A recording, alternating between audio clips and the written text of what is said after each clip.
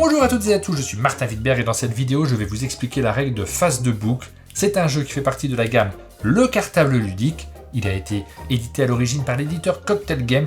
Il se joue de 2 à 7 joueurs pour des parties de 20 minutes à partir de 6 ans. Et la première chose que l'on voit quand on ouvre la boîte, c'est le petit livret de règles.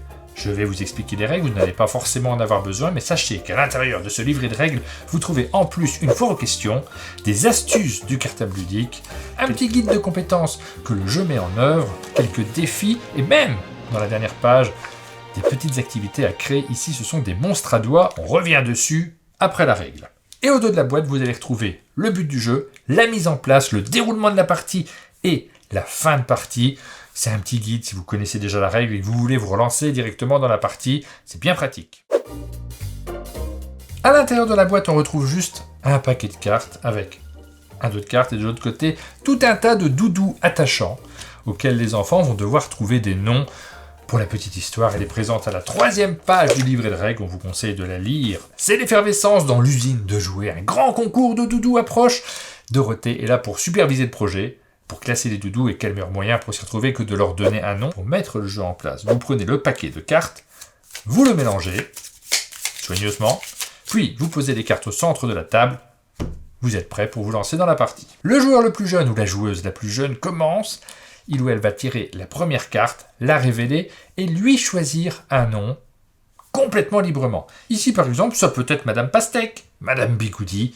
Les enfants ont souvent beaucoup d'imagination.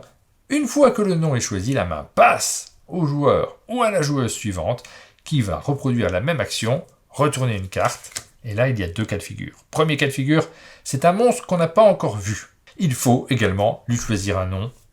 Ici, clairement, c'est Monsieur Chaussette. Deuxième cas de figure, c'est un doudou que l'on connaît bien. Ici, c'est Madame Bigoudi. N'importe quel joueur autour de la table peut crier son nom et aussitôt, celui qui a crié récupère. Non pas une carte, mais toute la pile des cartes révélées et les pose devant lui. La main passe ensuite au joueur ou à la joueuse suivante qui commence un nouveau tour. Et c'est tout pour les règles. La partie s'arrête lorsque la pile de cartes est épuisée. Aussitôt, on regarde devant chacun des joueurs ou des joueuses. Celui ou celle qui a le plus de cartes remporte la partie. Une fois que les enfants seront habitués au jeu, vous pourrez rajouter une petite variante supplémentaire qui amène plus de rigolade. Dans cette variante, on va regarder également les cartes qui sont situées devant chaque joueur. Sur ces cartes, elles sont face visible, on voit un doudou qui est situé au sommet de la pile. Dès que ce doudou est retourné au centre de la table, il faut crier cette fois-ci le nom du jeu. Face de Bouc, celui ou celle qui le crie avant tout le monde va récupérer non seulement le tas qui est au centre de la table, mais également le tas correspondant qui était situé devant l'un des joueurs. Et si, au lieu de crier Face de Bouc, l'un des joueurs n'a crié que le nom que l'on avait attribué à ce doudou, eh bien, c'est la règle classique. Dans ce cas-là, il ne récupère que les cartes qui étaient au centre de la table. Attention, si un joueur se trompe, qu'il crie Face de Bouc sans raison, il pose toutes les cartes qui étaient devant lui au centre de la table et il n'est pas autorisé de crier Face de Bouc si on n'a pas de cartes devant soi. Dans la règle, on retrouve une petite foire aux questions, avec des questions qui reviennent assez régulièrement dans les parties. Par exemple, la première question, c'est « Personne ne se souvient d'un monstre, qu'est-ce qu'on fait ?» Rien de spécial, on continue à jouer, c'est pas grave. Autre question, j'ai crié le nom d'un monstre en même temps qu'un autre joueur qui récupère les cartes. Si vous ne le savez pas, personne ne récupère les cartes, ça fait encore plus de cartes à récupérer lors d'un prochain tour. Toujours dans la règle du jeu, vous allez retrouver ensuite des petites astuces qui peuvent aider à mieux jouer. Dans la règle, vous retrouvez ensuite les fameuses pages vertes qui reviennent sur les compétences utiles et nécessaires pour bien jouer à Face de Bouc. La première d'entre elles, c'est la mémorisation.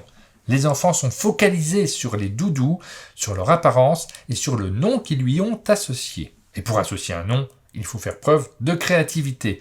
À chaque partie, les noms vont être différents. Cela va déclencher quelques fous rires et ça fait complètement partie des compétences puisque trouver un nom rigolo, c'est observer finement les personnages qui sont là au centre de la table et connaître ses partenaires de jeu.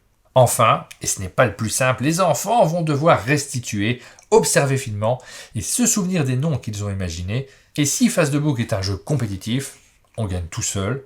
Pour les enfants qui ont le plus de mal, observer les stratégies de ceux qui parviennent à se souvenir rapidement du nom des doudous va leur permettre de progresser. À la dernière double page de la règle, vous retrouvez deux choses. Tout d'abord des défis, et enfin, une petite activité pour aller plus loin. Dans Face de Bouc, on vous propose de construire des monstres à doigts.